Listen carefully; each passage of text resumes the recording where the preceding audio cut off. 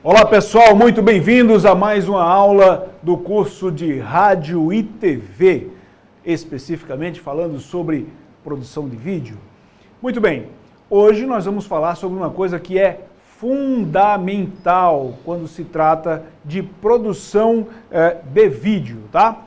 Trata-se da questão da luz e nós vamos aprender hoje conceitos básicos da luz, ok? Bom, como vocês sabem, é fundamental que haja luz para que você consiga fazer uma captação de imagem. Aliás, a luz ela é fundamental para tudo.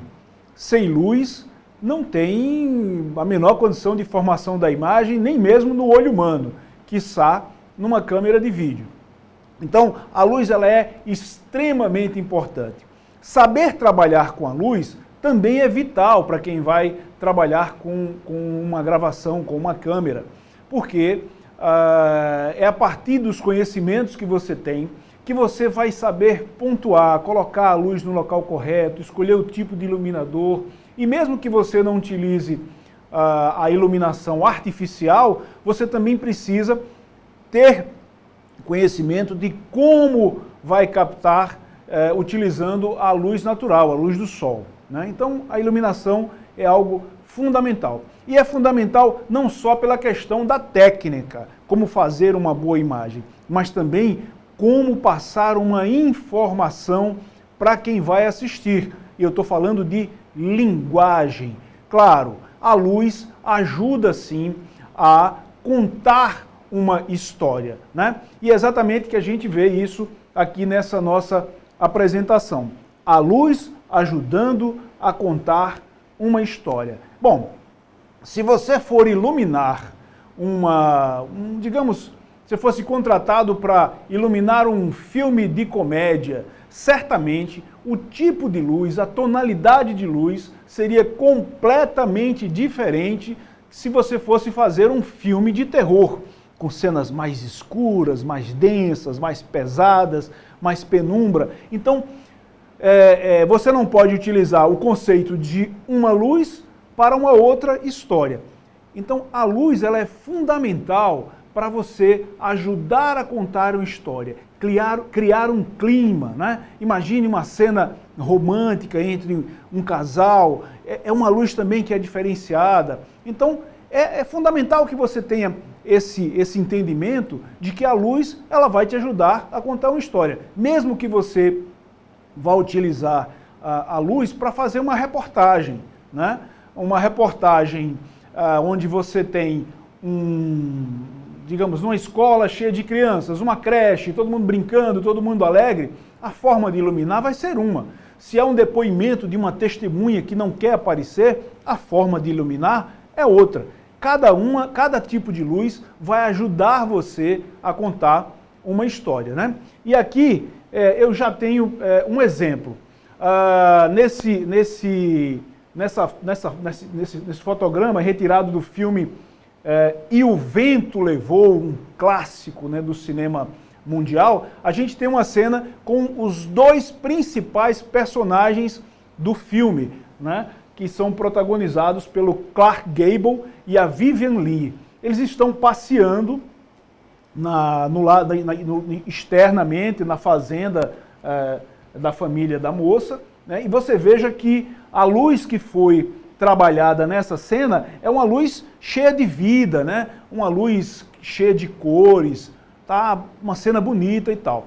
Nesse mesmo filme, mais à frente, é preciso lembrar que esse filme, a história desse filme se passa durante a Guerra Civil Americana.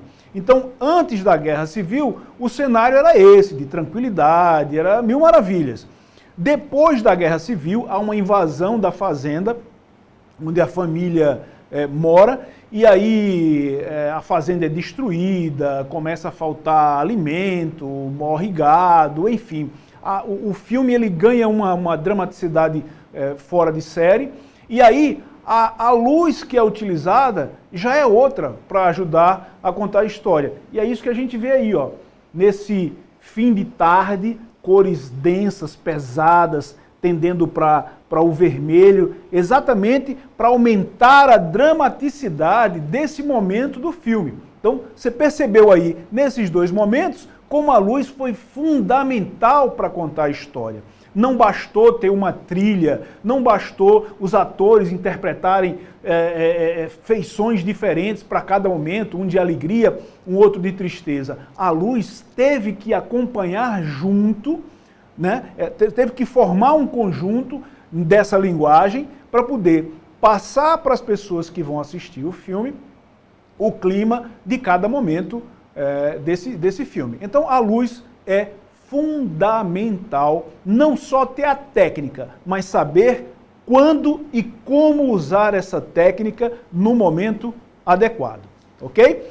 Vamos em frente então. Quais são as nossas referências de luz? Bom, a primeira referência que nós temos é a luz natural, a luz do sol. A maior parte das cenas que são gravadas tem essa luz como referência, né? É fundamental. A luz do sol, ela está presente em boa parte, né, do que é gravado pelo mundo afora, e é a partir dela que você vai trabalhar toda a luz, né? É preciso ter um entendimento de que tem determinadas situações que você tem que trabalhar essa luz do sol, você tem que ter algum controle sobre ela, sobretudo em países, como é o caso do Brasil, um país tropical que recebe muita luz durante o ano inteiro, né? Então a luz aqui, a luz de meio-dia, ela é uma luz muito forte, que provoca muitas sombras, e é preciso você saber trabalhar com essa luz, filtrá-la de forma que ela não venha causar um problema para você, né? A hora de gravar também é extremamente importante, né? Em vídeo e cinema, os diretores de fotografia referem-se sempre à hora mágica, né? Que é aquele momento em que a luz ou é a luz da manhã, no máximo até as 10, ou a luz da tarde, a partir das 15 horas, quando a luz começa a cair, quando ela fica mais fraca e o diretor consegue trabalhar melhor. Mas é claro, é possível também fazer uma luz ao meio-dia, desde que você utilize os instrumentos corretos, e isso nós vamos fazer aqui. Então, a referência é sempre a luz principal, que é a luz solar, ok? Vamos classificar a luz então. Bom, quanto à classificação, a luz pode ser dividida pela qualidade, pelo direcionamento e pelo grau de dispersão. Vamos explicar passo a passo cada uma delas, ok? Então, quanto à qualidade, a luz ela pode ser dura ou difusa. Ela é dura quando ela atinge o assunto diretamente. E ela é difusa quando atinge o assunto indiretamente. O que significa isso, minha gente? Bom, imagine então, você tem um iluminador, tá certo? Você tem um iluminador, você liga esse iluminador diretamente sobre um assunto, sobre a pessoa que você quer gravar. Dependendo do iluminador, né, se for um iluminador aberto, essa luz ela vai ser uma luz dura, uma luz que vai provocar sombra. Então, esse é um tipo de luz onde ela age diretamente sobre o assunto. Se você pega essa mesma luz e coloca um difusor na frente dela, essa luz já não vai mais atuar diretamente sobre o assunto. Ela vai ser uma luz difusa. Ou então, se você rebate essa luz, ela passa a ser já uma luz difusa. Entenderam? Vamos em frente. Quanto ao direcionamento, a luz pode ser direta, transmitida ou refletida. Direta, quando ela é apontada para um assunto sem intervenção, ou seja, ligou a luz, está lá apontada diretamente, ou então a luz do sol, está lá iluminando diretamente o assunto. Não tem nada no meio que faça algum tipo de intervenção sobre a luz, né? Um exemplo, eu poderia fazer uma intervenção colocando um rebatedor. Então eu tenho a luz do sol vindo numa direção, eu rebato essa luz e ilumino o assunto que eu quero iluminar, né? A luz direta, ela é, como o próprio nome diz, ela já vai direto para o assunto. Transmitida ou refletida, Quando o seu percurso é alterado, eu citei o exemplo aí do rebatedor, quando você rebate uma luz, né, o percurso da luz é alterado e vai para uma outra direção, né? Quando o seu percurso é alterado, promovendo uma mudança na qualidade da luz, geralmente para uma luz difusa. Ou seja, se eu pego o mesmo exemplo da luz do sol e rebato essa luz, evidentemente, essa luz ela já vai para o meu assunto difusa, ela vai amenizada. Então, quando você faz essas intervenções, a gente diz que essa luz é transmitida ou refletida. E mais à frente nós temos quanto ao grau de dispersão dessa luz. Ela pode ser concentrada, né? Ela pode ser semidifusa e difusa. Bom, concentrada é uma luz que atua diretamente sobre o assunto e normalmente essa luz ela provoca áreas com muita sombra, contrastadas, né? É o que diz a definição. Ela proporciona um alto contraste entre áreas iluminadas e áreas de sombra, exatamente pelo fato de ela não sofrer muita intervenção, tá? Então você ligou ali o refletor, pum, direto sobre o assunto, ele vai iluminar o seu assunto, mas também vai provocar sombras, né? Você provavelmente vai ter que usar artifícios para reduzir essas sombras, enfim. A luz semidifusa é um meio termo, quando há uma certa suavidade, né? E a luz difusa são as que precisam de filtros difusores ou rebatedores para produzir uma luz mais suave, mesmo que usadas diretamente para o assunto. Embora você possa colocar uma luz diretamente voltada para o assunto, se você utilizar difusores e tal, essa luz ela vai chegar mais suave e aí você vai ter uma luz difusa. Vamos ver alguns equipamentos que são utilizados para o controle da luz, ok? É bom só fazer aqui um parêntese, né? Muitas vezes a gente tem um difusor natural. O que é esse difusor natural? Você vai gravar uma luz ao ar livre, na beira da praia, por exemplo, e está nublado. Você já tem ali um difusor natural, né? As nuvens estão filtrando a luz que vem do sol. O problema é que isso, muitas vezes, deixa tudo igual. O que enriquece uma cena é exatamente o tratamento, o equilíbrio entre as áreas iluminadas e as áreas de sombra. Porque na natureza, você tem isso, faz parte da natureza, áreas de luz e áreas de sombra. Mesmo na sua casa, iluminada por uma luz artificial, existem áreas de mais luz, de mais sombra, uma lâmpada acesa dentro de casa, mas a luz que entra pela janela é uma luz mais forte, ela cria uma área mais iluminada, uma área com um pouco de sombra. Então isso é absolutamente natural. E quanto mais rico puder ser uma fotografia, melhor no que diz respeito a esse balanço entre áreas de sombra e áreas de luz, né? Só em situações assim, como a nossa aqui agora no estúdio, é que a gente põe luz para tudo quanto é lado, para eliminar ao máximo as áreas de sombra, né? Porque tem uma finalidade específica. Isso aqui é uma aula, nós não estamos aqui fazendo um filme, né, onde você tem um conteúdo dramático, uma linguagem para ser transmitida, né? A ideia aqui é outra, então a gente ilumina por tudo, põe iluminação por tudo quanto é lado. Bom, vamos lá. Isso aqui já foi. Equipamentos utilizados para alterar a luz, né? Nós temos aqui alguns deles no estúdio. Nós temos rebatedores, butterfly, soft lights, são alguns deles, né? Nós vamos ver isso com detalhe. Você pode utilizar rebatedores simples, como esse aqui, que é um rebatedor conhecido como sonrisal, né? Onde normalmente o pessoal utiliza isso, as equipes de jornalismo utilizam isso para rebater a luz do sol e iluminar o rosto das pessoas. É preciso ter muito cuidado com esses rebatedores. se você vai, eles são flexíveis, né? Se você vai fazer uma cena num local e está tendo muito vento, você corre o risco de essa luz ficar sobre o seu assunto cintilando, fica variando, com momentos de mais luz e menos luz, porque o vento batendo no rebatedor, ele vai sacudindo, ele vai balançando e vai produzindo essa variação de luz sobre o assunto, né? Isso é extremamente desagradável.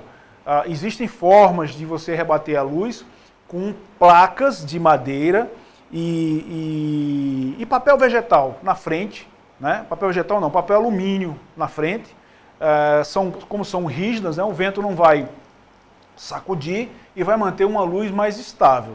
Elas não são tão práticas como o sorrisal, porque o sorrisal você dobra ele fica bem pequenininho para transportar, né? Sobretudo para equipes de jornalismo, ele é fantástico, mas ele tem esse inconveniente se você for trabalhar numa área que esteja ventando muito, né? Então é preciso tomar esse cuidado. Aqui a gente está vendo um butterfly, né? O butterfly ele filtra a luz do sol, reduzindo a sua intensidade, ele produz um efeito semelhante ao da nuvem, né? E ele é interessante porque você vê aqui na lateral, ele tem um sistema que pode regular o ângulo de atuação do butterfly dependendo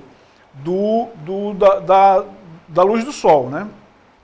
Se a luz do sol, dependendo do ângulo em que a luz do sol estiver incidindo sobre a cena, luz a pino ou mais inclinada, você gira o painel para poder conseguir filtrar a luz, essa luz em função da direção em que ela está atuando sobre a cena. O butterfly é uma ajuda muito interessante, mas ele tem que ser usado também com muita inteligência. Por quê? Porque você utiliza, imagine que nós estivéssemos aqui utilizando um butterfly, eu estivesse numa praia, estivesse usando um butterfly aqui sobre mim. Ok, a quantidade de luz que está chegando até a mim, ela é uma luz inferior a quem está fora do butterfly. Só que se você vai gravar e lá no fundo continua, a luz está, porque você não vai conseguir um butterfly gigantesco para cobrir toda a praia. A luz que está lá no fundo é uma, a luz que está batendo aqui é outra. Então você, dependendo da intensidade desse butterfly, do filtro que ele faz da luz solar, você pode estar estourando a luz de fundo. Então tem que tomar cuidado, né?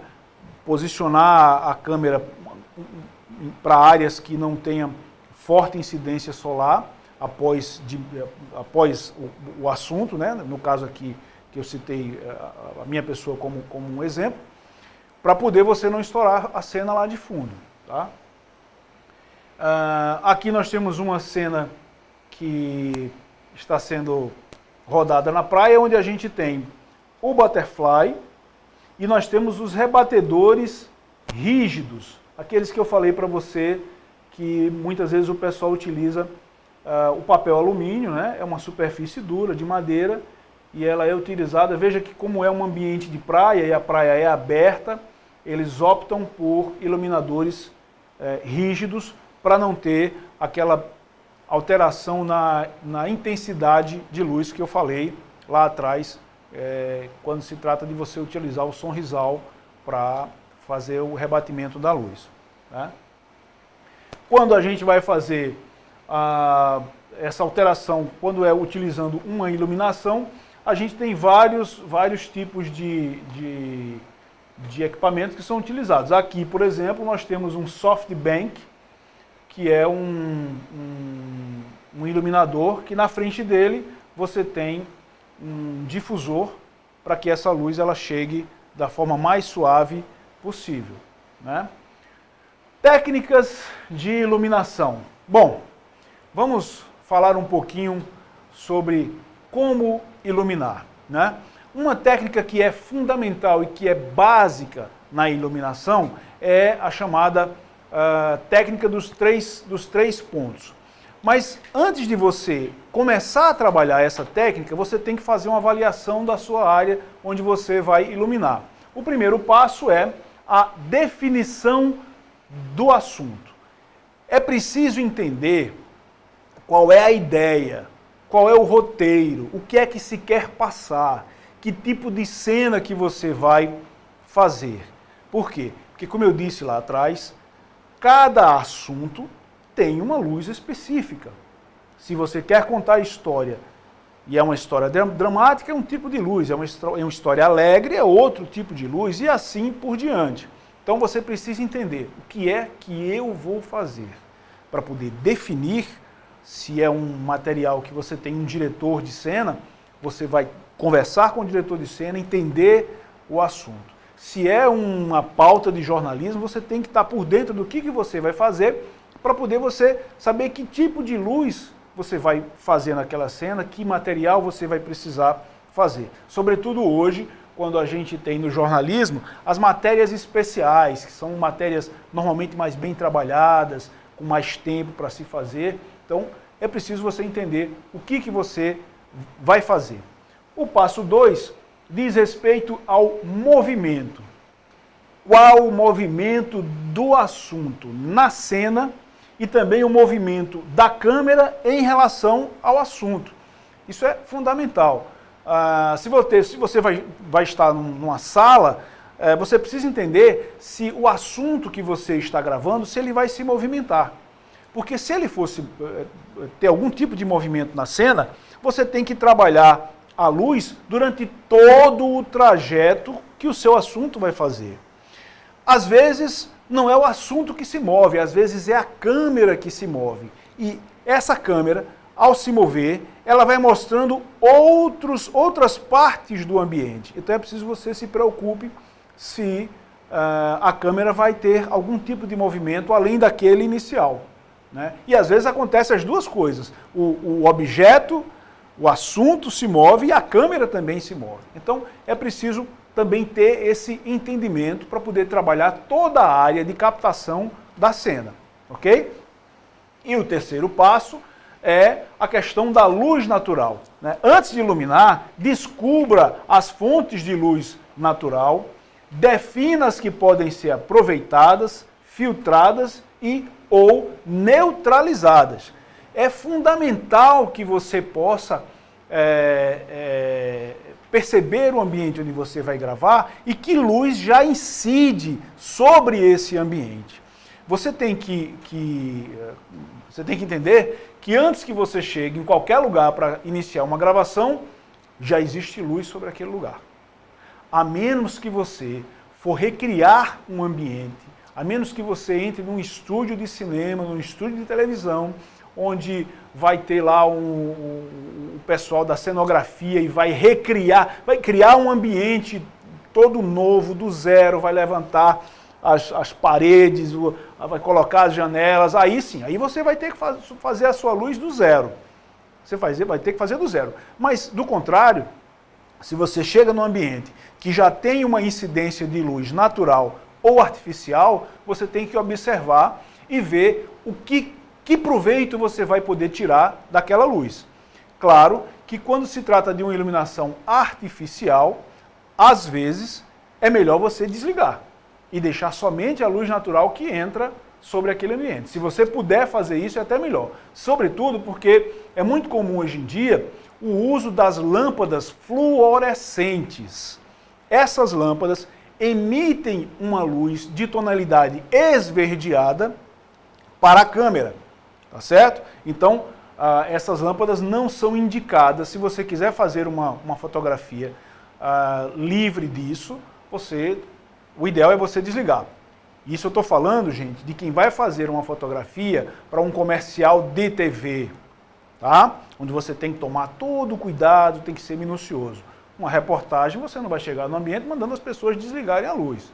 Você vai aproveitar aquela luz lá, tá certo? Mesmo numa produção de TV, dependendo do custo, se é uma grande loja onde você vai fazer um comercial, não dá para você apagar todas as luzes da loja, para iluminar tudo do zero. Então, às vezes, você tem que tirar proveito da iluminação lá existente e trabalhar mais a luz de primeiro plano, ok? E deixar o segundo plano iluminado com a luz ambiente que já está lá, né? Cada caso é um caso, ok? Bom, só depois de cumprir esses 3 passos é que a gente vai começar a trabalhar a luz. Eu coloquei para vocês aí alguns exemplos, onde o sujeito, quando foi fazer a fotografia da cena, ele tirou proveito da iluminação natural. O caso aí desse sujeito que está sendo, em boa parte, iluminado pela luz que entra pela janela. Então, é um exemplo de como você pode utilizar a luz natural que está atuando sobre a cena e sobre o assunto. Aqui a gente vê um outro exemplo, onde você pode praticamente não usar nenhum tipo de iluminação, utilizar somente a iluminação exterior, né, e deixar a pessoa na penumbra mesmo, né, e tomar como ponto de luz a luz externa, né? Se essa é a ideia, então a sua atuação com luz artificial para compensar é a mínima possível, né? No entanto, se você precisar fazer algum tipo de correção, né? E aí eu vou citar aqui um exemplo, se nessa fotografia aqui, a situação já é mais complicada. Por quê? Porque o sujeito quis, ao mesmo tempo, registrar as cenas externas e as cenas internas, né? Ao mesmo tempo, ele quer bem iluminado esses dois assuntos, tanto o exterior, que a gente vê pela janela, através da janela, quanto essa, acho que é a Angelina Jolie aqui, né? Bonita. Tanto ela que a gente também está vendo que está bem iluminada. Então aqui ele teve que utilizar uma iluminação forte, inclusive, para poder chegar à luz na Angelina. Por quê? Existe uma diferença muito forte entre a luz do sol e qualquer tipo de iluminador que você possa utilizar, né? Então, e tem outra limitação. As câmeras de vídeo, elas não são como o olho humano, né? Se você chega nessa cena aí, você consegue ver muito bem a luz de fora e a luz que está incidindo sobre a moça que está sentada na janela. No entanto, a câmera de vídeo, ela tem limitações muito fortes. Uma coisa que vocês provavelmente vão ouvir, chama-se latitude, que é a capacidade do equipamento de registrar, ao mesmo tempo, altas luzes e baixas luzes. Nesse caso aqui, o camarada, antes de começar a iluminar essa cena, ele fez o seguinte: bom, antes dele começar botando luz, ele regulou a câmera para captar a luz externa, para captar os objetos que estão, a paisagem que está do outro lado da janela. Em seguida, ele foi acrescentando luz nessa área até conseguir a iluminação desejada sobre ela. Do contrário, nós teríamos ela muito escura, porque a íris da câmera está regulada para a captação dessa área externa, e ela ficaria muito escura, como naquela cena anterior que nós vimos aqui, ó. Ele regulou a câmera para captar a luz externa e a personagem aqui ficou muito escura. Então, lá ele teve que usar vários artifícios, né? Iluminação e filtrar a luz externa para poder ele compensar e ter um registro de luz satisfatório nos dois ambientes, internamente e externamente. Se ele não faz isso, a câmera ia captar ela muito escura, né? Porque a câmera de vídeo ela tem dificuldade para captar extremos, né? A câmera de vídeo tem dificuldade para captar extremos de luz, áreas com muita sombra e áreas com muita luz. Isso é uma deficiência ligada à questão da latitude das câmeras de vídeo. No cinema, as câmeras, elas são, a película, ela tem uma capacidade de registro dessa diferença de iluminação muito maior. Mas nas câmeras de vídeo isso é extremamente reduzido. Embora muitos fabricantes colocaram nas câmeras de vídeo mais modernas um sistema que é muito conhecido como Cine Style, ou seja, estilo de cinema, que esse recurso ele reduz significativamente o contraste, a imagem fica meio que lavada para poder captar um registro maior de áreas de sombra e de luz. Mesmo assim, você pode ter problemas de estourar. Uma área de uma janela lá fora ficar estourada a ponto de você não identificar o edifício que está do lado de fora, ficar tudo brancão e para poder preservar o assunto principal. É possível isso. Se você não trabalhar a luz para equilibrá-la, é possível que isso aconteça. Uma outra coisa que você pode utilizar é o seguinte, estourar um pouquinho a luz lá de fora e trabalhar isso na edição, tá? Você não pode estourar muito, porque assim, quanto mais você estoura uma imagem que diz respeito à luz, essas informações vão se perdendo, né? Então você pode utilizar a zebra que tem nas câmeras, nós já falamos sobre isso, para limitar esse estouro de luz, né? E aí na edição o pessoal pode, na pós-produção, isolar a área da janela, reduzir aquela luz, né? Isolar a área do interior e aumentar a luminosidade. Isso tudo tem um limite, né? Se o sujeito for gravar com uma câmera e ele tiver o recurso do Waveform, que é um sistema eletrônico que ele mostra o nível de brilho da imagem numa escala que vai até 100%. Então, se você passar de 100%, você não recupera mais a imagem que foi estourada. Acabou, perdeu para todo sempre. Se você ficar abaixo de 100%, os softwares que fazem a correção de cor, que fazem a pós-produção de ajuste de imagem, eles podem recuperar essa imagem e podem trabalhar, ser uma ajuda a mais para o diretor de fotografia poder fazer o seu trabalho. Isso tem que ser feito com muito critério. Uma técnica que é muito interessante, utilizada para controlar essa luz que entra pela janela, é você usar uma películazinha chamada de black screen, né? Você pode olhar aqui no black screen, Manhattan, põe a imagem inteira, por favor.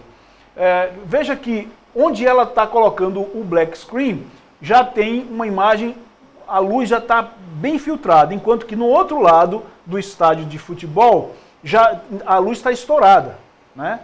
Você pode observar que onde ele está colocando aqui o black screen, a imagem está melhor do que no outro lado, onde ainda não tem o black screen.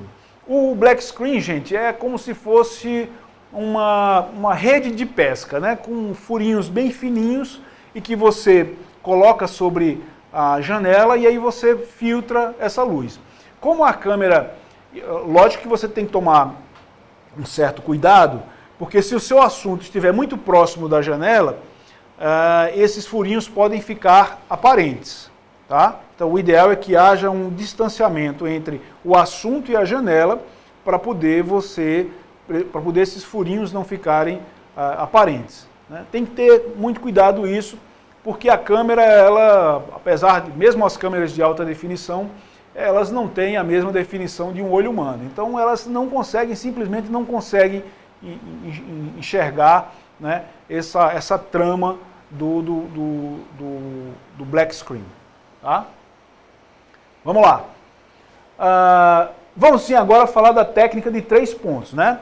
Eu já falei para vocês que você tem que ver aqueles 3 passozinhos antes de começar a iluminar, depois de visto tudo isso, depois de tomar partido da iluminação que tem já no seu ambiente, você vai sim agora começar o processo de iluminar. E aí nós vamos falar dessa técnica de 3 pontos, é uma técnica básica, muito usada, sobretudo em jornalismo, também em jornalismo, né? Então veja só, nós temos aqui o nosso assunto, que é essa bolinha verde, e temos a nossa câmera, tá? Então, a técnica de 3 pontos, ela consiste em, primeiro, trabalhar a luz principal que vai incidir sobre o assunto. Então, você coloca essa luz principal aqui na lateral, no caso aí na lateral direita. O segundo passo é a gente colocar uma luz de preenchimento. O que é que essa luz de preenchimento vai fazer? Bom, quando você colocou a luz principal, você iluminou o seu assunto, mas você criou uma área de sombra. A luz de preenchimento, ela vai reduzir essa sombra. Normalmente, a luz de preenchimento, ela é uma luz que incide sobre o assunto mais fraca, ou ela tem um sistema difusor que evita, que filtra a passagem de luz que vai chegar ao assunto, ou então ela está mais distante, tá? Ela não tem a mesma intensidade da luz principal, porque a finalidade dela é reduzir as áreas de sombra. E muitas vezes, como eu disse a você, esse reduzir as áreas de sombra significa reduzir e não eliminá-las. Por quê? Porque onde há luz, há sombra, né? É absolutamente natural a sombra, né? E o outro ponto de luz, ele vai ficar exatamente aqui atrás do nosso assunto, que é o contraluz, né? O contraluz, ele tem uma função que é muito interessante. Ele delineia o assunto principal. Ele separa o assunto principal do fundo da cena, né? Sem essa luz, a impressão que se tem é que o assunto e o fundo, né, da cena estão colados, um colado no outro. Quando você coloca uma luz lá no fundo, ele cria um certo distanciamento. Não é 3D, tá? Mas ele cria uma sensação de distância entre o assunto e o fundo da cena, ok? Então, essa é a nossa técnicazinha da nossa não, tá, gente? Isso é estabelecido. A técnica de 3 pontos, tá? Se nós estivéssemos aqui tratando de uma cena onde nós vamos ter um chroma key, nós vamos ter um recorte do fundo, verde ou azul, a gente teria que colocar iluminadores de um lado e de outro para iluminar o fundo de recorte. E aí essa iluminação de fundo, ela não pode ter sombra, né? O fundo tem que ser iluminado por igual, ok? Vamos ver na prática como é que funciona essa técnica aí dos 3 pontos. Eu vou pedir uma Hatma para soltar um vídeo. Esse vídeo está disponível no YouTube, vocês podem procurar, ver e assistir, que o sujeito demonstra na prática como funciona. Vamos ver? Olha aí. Vê só, a luz principal ele liga, está na lateral e cria uma sombra do outro lado, tá certo? Do lado direito aí do seu vídeo, você vê que o olho dele está com um pouco de sombra, tá certo? Ele vai ligar agora a luz de preenchimento, ó, tá? Ligou a luz de preenchimento, você vê que ele conseguiu harmonizar, mas ainda assim há uma pequena diferença entre um lado e outro. E agora a contraluz, que vai destacar ele do fundo, tá? Essa luz bate sobre a cabeça dele, né? Não tem cabelo, cara. E veja que ele já destacou o sujeito do fundo. É como se ele tivesse dado um passo à frente. Então, na prática é assim que funciona a questão da técnica dos 3 pontos, que é básico isso. Isso é o beabá de quem vai fazer uma luz, né?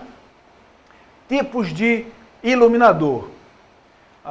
É interessante vocês saberem, ter uma ideia desses tipos de iluminador para poder escolher o ideal para a sua cena, ok? Vamos começar. Nós temos os iluminadores abertos, também chamados de set lights, enfim, dependendo da região onde você mora, ele pode ter um termo ou outro. Nós temos aqui o iluminador aberto. A luz é uma luz direta, provoca uma luz dura, que provoca muita sombra, porque ele não tem, a princípio, ele não tem nenhum tipo de difusor. Ele utiliza uma lâmpada halógena, normalmente essas lâmpadas têm uma potência de 1000 watts, então são lâmpadas muito fortes. Se você quer iluminar a cena, muita luz, esse é o iluminador ideal. Alguns fabricantes produzem um difusorzinho que pode ser colocado na frente dele. Mas ele, de uma forma geral, ele expande a luz pela cena inteira, né? A luz dele não é uma luz concentrada num determinado lugar. Ela é uma luz que vai realmente iluminar toda a cena. Nós temos ainda o Brut, né? Também conhecido como Mini Brut. Esse sujeito, ele utiliza uma lâmpada conhecida como DWE. Cada lâmpada dessa tem 650 watts e ela liga por par. Se uma lâmpada dessa queima, ele não acende as duas, só acende os pares. Então é 1.300 watts cada linha dessa aqui. Então você já sabe que quando for utilizar esse tipo de iluminador, você precisa de muita luz na cena. Esses dois tipos de iluminador que eu coloquei aqui, eles utilizam o primeiro, o abertinho lá, o set light, ele utiliza uma luz halógena, como eu disse. Essa luz você não pode tocar o bulbo da lâmpada, porque se você fizer isso, ela vai ficar lá a sua impressão digital. Quando você ligar, essa lâmpada vai queimar, ela vai estourar, inclusive é perigoso que você faça isso, tá?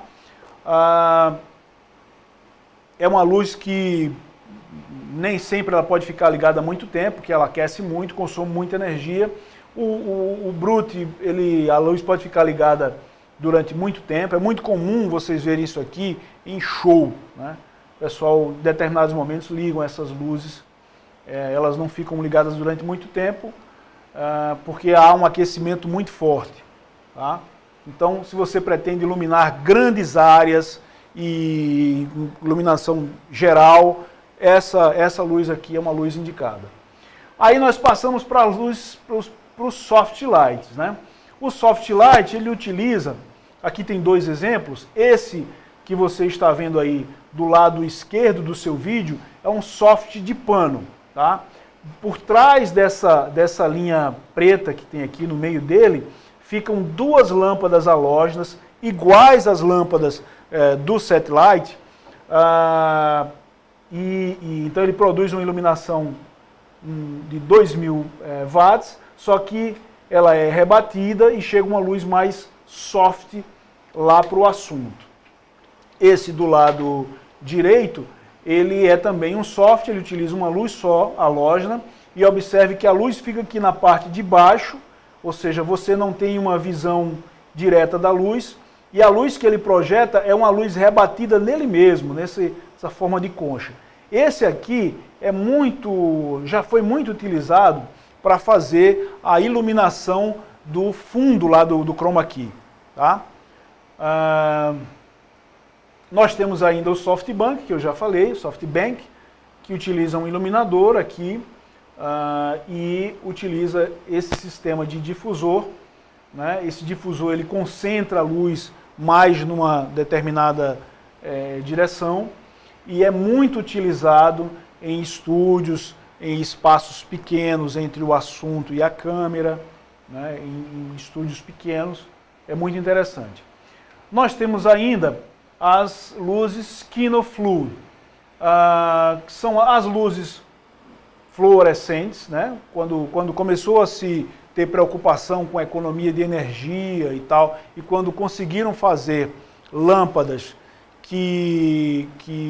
com temperatura de cor semelhante às lâmpadas halógenas que eu falei, aqueles primeiros iluminadores, né? O Brute, o Set Light, são lâmpadas que têm uma temperatura de cor de 3.200 K, né?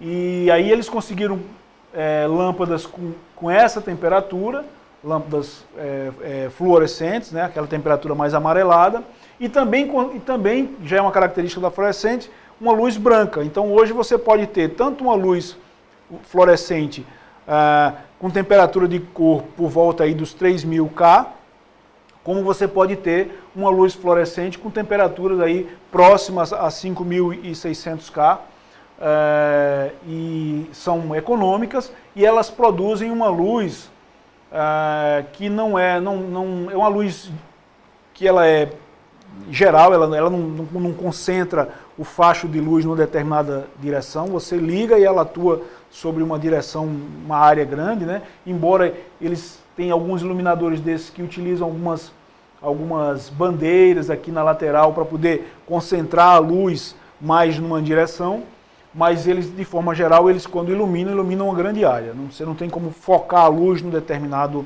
local. E mais recentemente, existem as luminárias de LED, que também estão na mesma classificação, que em vez de utilizar o fluorescente utiliza o LED, né? Esses iluminadores normalmente têm dimmer e podem alterar também a temperatura de cor. Nem todos, né? Cada um tem um recurso e tal. Então, normalmente a luz de LED, ela tem tanto a possibilidade de você dimerizar, você reduzir, colocar mais luz, menos luz, ou alterar a temperatura de cor da luminária, ok? É interessante dizer o seguinte, corta para mim, corta para mim. É interessante dizer que, embora você, imagina uma cena que você vai fazer, tem uma luz entrando pela janela, luz do sol, e a luz do sol, tem que relembrar, tem uma temperatura de cor na casa dos 5.600 em média, ok? 5.600K. E você vai utilizar uma luz, vamos lá, um set light para iluminar a parte de dentro da casa. O set light tem uma temperatura de cor de 3.200K. Vejam, são temperaturas de cores diferentes. Se você regular a sua câmera para a luz do set light, a luz que vai entrar pela janela vai ficar azulada.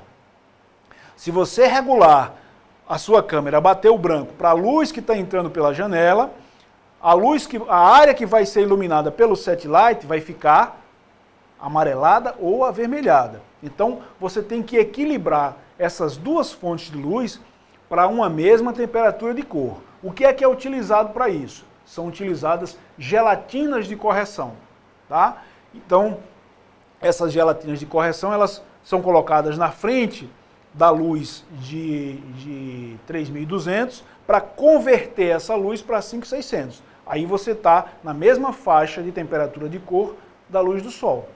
O contrário também acontece, você pegar uma luz branca e convertê-la para uma temperatura de cor na faixa dos 3.200. Então você precisa ter esse cuidado quando for utilizar uma iluminação que destoe com a iluminação natural, sobretudo, tá? Então, e essas luzes Kino, elas têm essa vantagem, porque você tem tanto lâmpadas que podem estar aí na casa dos 5.600, então você não teria que corrigir absolutamente nada, como você pode, utilizando a luz de LED, fazer a alteração da temperatura de cor no próprio iluminador, sem a necessidade de uma gelatina de correção.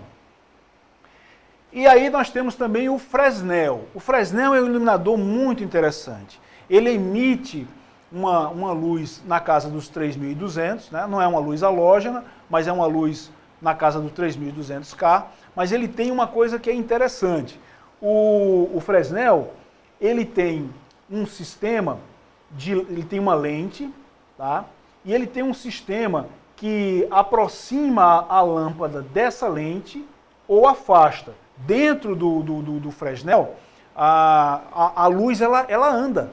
Ela vai mais para frente, mais próxima da lente ou mais para trás.